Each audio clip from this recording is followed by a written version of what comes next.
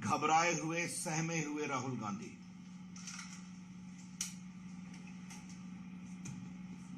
महंगाई और बेरोजगारी की चर्चा होती है तो चर्चा में आते नहीं, सदन में वॉकआउट कर जाते हैं। अभी निर्मला जी ने विस्तार से उत्तर दिया कि कोविड की समस्याओं के बावजूद भारत की आर्थिक व्यवस्था दुनिया के कई बड़े देशों की तुलना में अच्छी है, सबसे अधिक पूंजी निवेश हुआ है और दुनिया के बड़े बड़े संस्थाओं ने भी भारत के आर्थिक मैनेजमेंट की तारीफ की है। इसी महंगाई और कोविड के बावजूद 200 करोड़ फ्री वैक्सीन लगाया गया और बाकी 80 करोड़ लोगों को आज तक भोजन कराया जाता है। तो जब भी चर्चा होती है तो कांग्रेस पार्टी चर्चा करके भाग जाती है। साफ झूठ बोला राहुल गांधी ने। मैं आरोप जिम्मेदारी से लगा रहा हूं। अभी 2 दिन पहले जो सदन की चर्चा हुई उसमें कांग्रेस पार्टी के लोगों ने भाग लिया कि नहीं लिया? बड़े तीखे निम्न स्तर के आरोप लगाए कि नहीं लगाए? ये झूठ क्यों बोला राहुल गांधी ने कि उनको बोलने नहीं दे रहा था?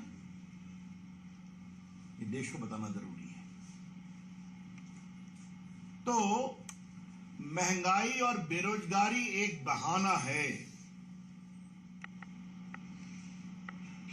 सही कारण है ईडी को धमकाना, डराना और परिवार को बचाना। यह है पूरा मामला। मैं पुनः इसको कहूंगा, महंगाई और बेरोजगारी की चर्चा एक बहाना है, मूल रूप से ईडी को डराना, धमकाना और परिवार को बचाना है। राहुल गांधी जी, आपने लोकतंत्र पर आज बहुत ही शर्मनाक बात कही है, गैर जिम्मेदाराना बात कही है।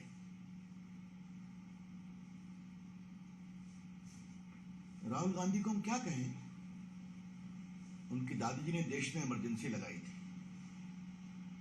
आज मीडिया पर भी बहुत हमला किया उन्होंने। इमरजेंसी में बड़े बड़े संपादकों को जेल में बंद किया गया था, सेंसर लगाया गया था। और राहुल गांधी, याद करिए, आपकी दादी जी ने कमिटेड जुडिशरी की बात की थी। कुछ याद है आपको? लोकतंत्र की नसीहत हमें देते हैं। अरे राहुल गांधी, आप एक सवाल का जवाब दीजिए, आपकी पार्टी में लोकतंत्र है क्या? I repeat, mister Rahul Gandhi, please reply to this straight question. Do you practice democracy within your party? आपकी पार्टी में अच्छे नेता हैं, हम भी जानते हैं, लेकिन बस सोनिया जी, राहुल जी और प्रियंका जी, ये तो 3 कहानी है। आपकी अगुवाई में कांग्रेस पार्टी बार बार हारती है।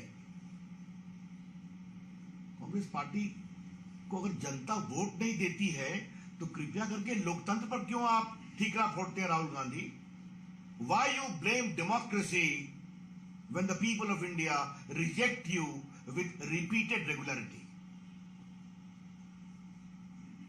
अब इसके लिए हम कहां से जिम्मेवार है भाई? 19 के चुनाव में आपने हमारे लोकप्रिय प्रधानमंत्री पर क्या क्या नहीं कहा, जिन शब्दों को हम कह नहीं सकते। चौकीदार को लेकर उन्होंने क्या क्या शब्द नहीं कहा। देश ने रिजेक्ट कर दिया, आपको और कस के हरा दिया, हमें और बहुमत दे दिया। आपकी बहन गई उत्तर प्रदेश में, लड़की हूं, लड़ सकती हूं का नारा लेकर के, तो जनता ने आपको 1 सीट नहीं दिया। आप बंगाल गए, वहां आप साफ हो गए। तो राहुल जी, अगर आपकी बात जनता सुनती नहीं है तो आप हमें क्यों ब्लेम कर रहे हैं? ये खींच करना बंद करिए। सही सवाल यह है कि कांग्रेस का लोकतंत्र भ्रष्टाचार तंत्र था।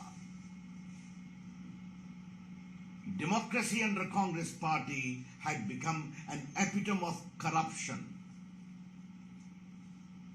आज नरेंद्र मोदी की अगुवाई में सत्ता के गलियारों में बिचौलियों के लिए दरवाजे बंद हैं। डिफेंस डील में कोई कट नहीं होती। तो कांग्रेस पार्टी और उनका जो पूरा तंत्र है जो भ्रष्टाचार पर चलता रहा है वो परेशान है, और उसकी व्यथा राहुल गांधी की बातचीत में दिखाई पड़ती है। और राहुल गांधी ने कहा मैं सत्य बोलता हूं। बहुत कस के कहा हूं। तो राहुल गांधी अगर आप इतना सत्य बोलते हैं तो एक बार देश को बता दीजिए आप बेल पर क्यों हैं। I repeat, if Rahul Gandhi was proudly claiming that he speaks truth and only truth, but Mr. Rahul Gandhi, please tell the nation, why are you on bail? And in what offense are you on bail? आज देश को बताना जरूरी है ये पूरा national Herald का मामला क्या है। ये पूरा केस हमारी सरकार के आने के पहले फाइल है, और हमारी सरकार के आने के पहले इस पर मजिस्ट्रेट के यहां कंप्लेंट हुआ, और कंप्लेंट होने के बाद उन्होंने कॉग्निजेंस लिया, और कॉग्निजेंस लेकर करके क्या आरोप लगा, 420 धोखाधड़ी, 120B षड्यंत्र, बाकी भी लगे। And the court found that this appears to be a clear case of cheating and conspiracy to grab public property.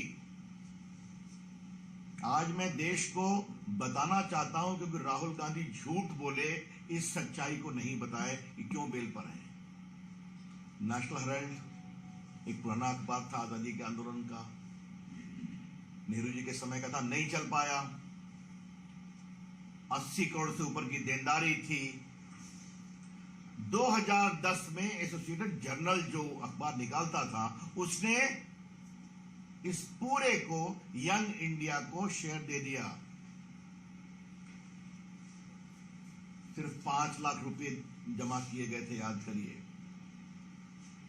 जिसमें ये यंग इंडिया बनी थी। यंग इंडिया के डायरेक्टर्स कौन थे?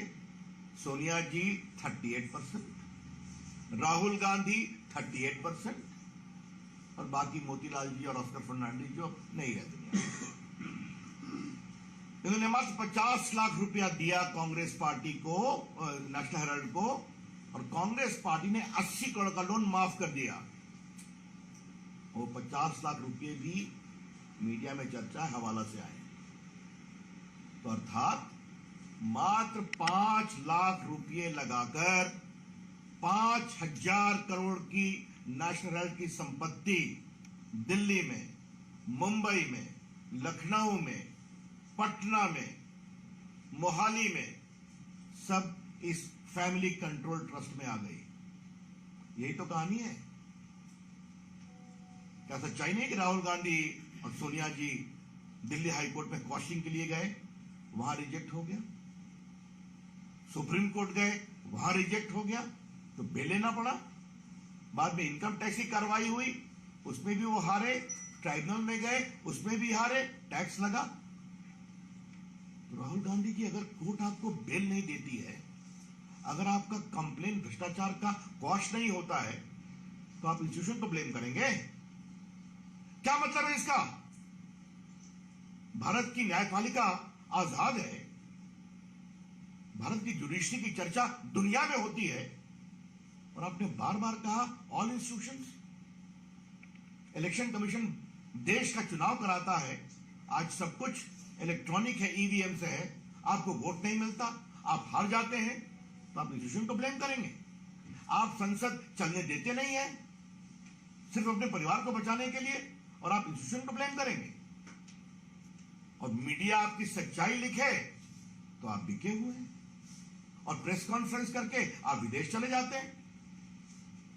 So if you are so much non-serious about politics, then Rahul Gandhi, don't blame the institutions.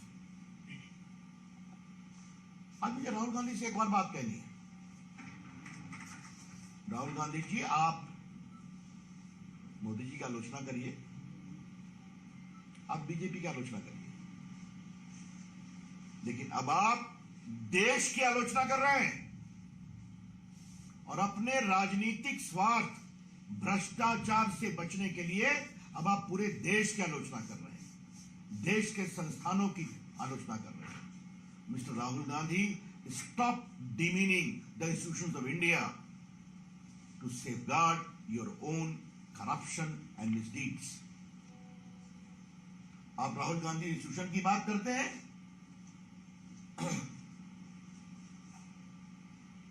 आप मुझे ये बताइए, अभी कोविड हुआ था, पूरा देश एक था लड़ाई में, आपने कितना मजाक उड़ाया कोविड के खिलाफ लड़ाई का। देश के साइंटिस्ट ने वैक्सीन बनाया, ये वैक्सीन भारतीयों को भी मिली और दुनिया के 80 से अधिक देशों में गई, आपने उसका भी मजाक बनाया। देश को जगाने के लिए यह कहा गया कि हम लोग सब लोग बताएं, वैक्सीन लें और अपनी फोटो अपलोड करें ताकि देश की जनता को प्रेरणा मिले। आपने और आपके नेताओं ने कभी किया क्या? यह है आपका संस्थाओं का सम्मान, राहुल गांधी। और आपकी प्रेस कॉन्फ्रेंस बहुत रोचक दिन हुई है राहुल गांधी। एक बात मैं कहना चाहूंगा, आज है 5 अगस्त, आज के दिन धारा 370 समाप्त करने का ऐतिहासिक निर्णय हुआ था। आज जम्मू कश्मीर में तिरंगा लहरा रहा है, लोग जय जयकार कर रहे हैं, और आप तिरंगे का अपमान। और उनके साथ जो बैठे हुए थे माननीय मुख्यमंत्री जी, वो हिटलर को कोट कर रहे थे। हिटलर को कितना पढ़ा है याद करिए। अगर तानाशाही इस देश ने देखी है तो कांग्रेस के राज में देखी है। इमरजेंसी के समय जब जजेस सुपरसीड हुए, जब नेताओं को मीसा में बंद किया गया, जब लोकनायक जयप्रकाश जैसे महान नेता, किडनी खराब थी, उनको भी जेल में बंद किया गया, संपादक गिरफ्तार हुए, कमिटेड जुडिशरी की बात की गई। तो राहुल गांधी कृपया करके ये सब ज्ञान न दें। एक बात हमें और कहनी है, आपने व्यापार तो बहुत सुना होगा, लेकिन हम देश की ओर से जरूर सवाल उठाना चाहेंगे कि मात्र 5 लाख की कंपनी बनाकर 5,000 करोड़ की संपत्ति कैसे आती है, वो भी दिल्ली में, मुंबई में।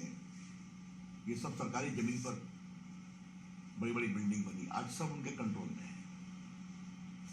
ईडी के अंदर वो क्या बोल रहे हैं, नहीं बोल रहे हैं, उसको मुझे कुछ नहीं कहना है, लेकिन आज मुझे बहुत गर्व से कहना है कि नरेंद्र मोदी जी की सरकार ने भ्रष्टाचार के खिलाफ बहुत प्रामाणिक काम किया है। गरीबों के लिए डायरेक्ट बेनिफिट ट्रांसफर, लाखों करोड़ रुपए उनके अकाउंट में पहुंच रहे हैं कि नहीं पहुंच रहे हैं, बिचौलिए साफ हैं। सरकारी ठेके में, डिफेंस की खरीदगी में, आपूर्ति में बिचौलियों के रास्ते बंद हैं, और जितने बिचौलिए आ रहे हैं सबके संबंध कहां है, ये बार बार सामने में आ रही है। तो राहुल गांधी क्या चाहते हैं? भ्रष्टाचार के खिलाफ ईमानदारी से कार्रवाई नहीं हो क्या?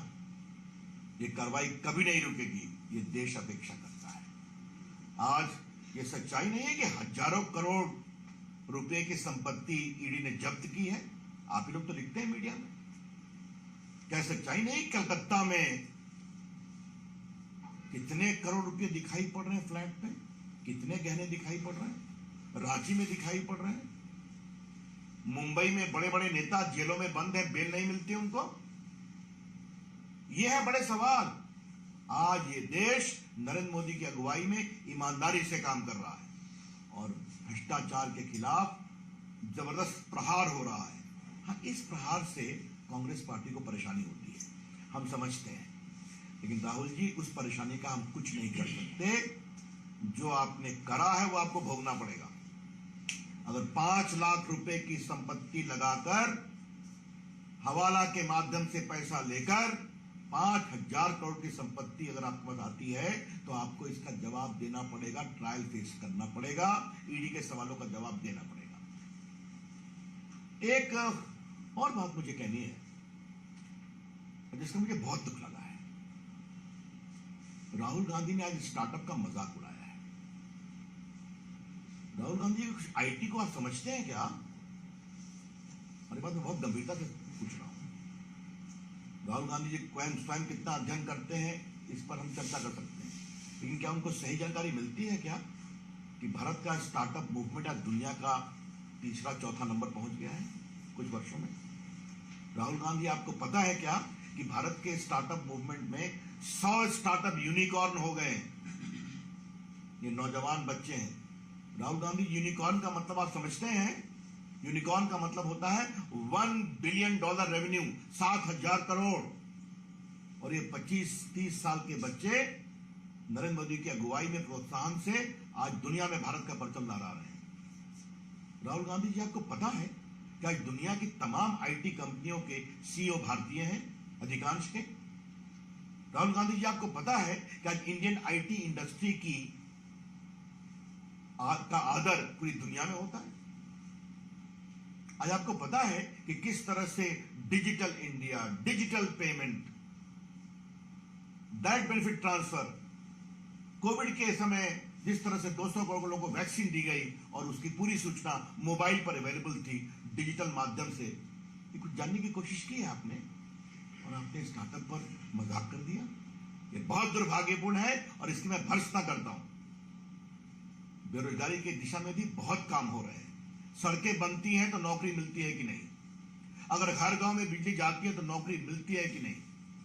अगर आज भारत में पूंजी निवेश हो रहा है मैन्युफैक्चरिंग में, मोबाइल 2 से 270 हो गया, आज बड़ी बड़ी कंपनियां फॉक्सकॉन, पेगाट्रॉन, विस्ट्रॉन भारत में मोबाइल बना रही हैं, तो उसमें नौकरी मिलती है कि नहीं मिलती है? आप मुझे बताइए। तो आज मैन्युफैक्चरिंग बढ़ रही है, बाकी बढ़ रही है, नौकरी मिल रही है। हाँ, कोविड से कठिनाई आई है, लेकिन भारत के अंदर की ताकत मजबूत है, उसको हम ठीक करेंगे। तो आज का राहुल गांधी का पूरा प्रेस कॉन्फ्रेंस, और एक रोचक बात मैं कहूंगा, इसमें भी प्रेस को वो अकेले हैंडल करने की हिम्मत नहीं दिखा सके। एक मुख्यमंत्री जो उनसे पहले बोलने लगे, अभी उनका अंदरूनी विषय है। हम लोग का एक सिस्टम है कि जिसकी प्रेस होती है वो सबसे पहले बोलते हैं। एक बात जयराम रमेश ने हमारे प्रधानमंत्री पर कही, वो प्रेस नहीं करते, राहुल गांधी प्रेस करते हैं। मिस्टर जयराम रमेश, हमारे प्रधानमंत्री देश से बात करते हैं, पूरे देश में घूमते हैं, पूरी दुनिया में घूमते हैं, सबों के सवालों के जवाब देते हैं और पूरे देश का मान बढ़ाते हैं। संसद के अंदर जवाब देते हैं ना, तो आप उनका उत्तर सुनते हैं क्या? कांग्रेसी लोग शांत हो जाते हैं उनके उत्तर सुनकर। तो इस तरह की हल्की बातें करना बंद करें। देखिए, समस्या बहुत साफ है। देश का लोकतंत्र अब फैल गया है। आम आदमी इस लोकतंत्र में अपनी साख समझता है, और जिस तरह एक परिवार ने पूरा कंट्रोल किया हुआ था लोकतंत्र पर अपने लिए और अपने हितों के लिए, उससे देश आगे निकला है, इसलिए वोट नहीं मिलता है। और अंतिम बात कहनी है, नेशनल हेराल्ड से क्यों घबराए हुए हैं? क्या संकेत है?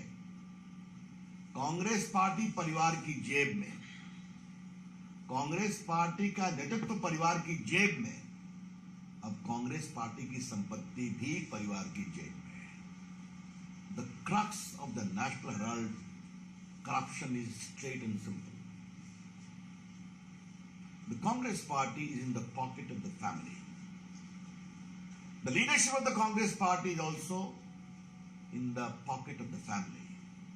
The National Herald case demonstrates that now the family also wants to control the property of the party into the pocket of the family. यही सच्चाई है। धन्यवाद।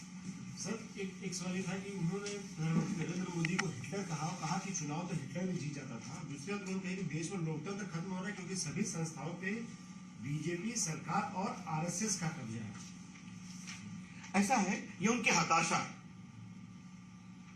अब मैं राहुल गांधी के घटिया आरोप को बोलने के लिए यहां नहीं बैठा। कितना तंग किया गया हमारे प्रधानमंत्री नरेंद्र मोदी जी को गुजरात के मुख्यमंत्री के रूप में, तब कर निकले कि नहीं निकले निर्दोष होकर? कानून की प्रक्रिया से निकले ना। जनता ने एक बार नहीं 2 बार लोकसभा जिताया, दर्जनों विधानसभा जिताया उनकी अगुवाई में, और आगे 24 में भी जीतेंगे। तो जनता का विश्वास है, यही तो लोकतंत्र है। तो फिर कहूंगा, राहुल गांधी जी, अगर जनता आपको वोट नहीं देती तो कृपया करके लोकतंत्र को आरोप लगाना बंद करिए। आरएसएस का जो नाम लिया, देखिए राहुल गांधी जी, आज मैं आपको विनम्रता से कहना चाहूंगा, मैं भी एक स्वयंसेवक हूं। आपके परनाना जी, परदादा जी, क्षमा करें, नेहरू जी, और आपकी दादी इंदिरा जी, इन्होंने संघ को बहुत आरोप लगाया, बहुत आलोचना की थी। आपकी पार्टी घटती गई, राष्ट्रीय स्वयंसेवक संघ बढ़ता गया। क्यों? क्योंकि एक राष्ट्रवादी संगठन है जिसने भारत की सनातन संस्कृति के साथ इस देश को प्रेरित किया है, समाज सेवा का काम किया है, देशभक्ति का पाठ पढ़ाया है।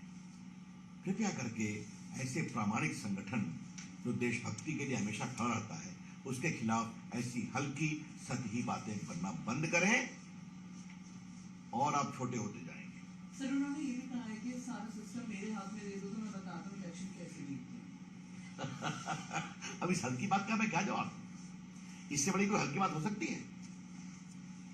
लेकिन आज जो सबसे उन्होंने बार बार कहा है, all the institutions, Rahul Gandhi please clarify, do you mean also the judiciary of India?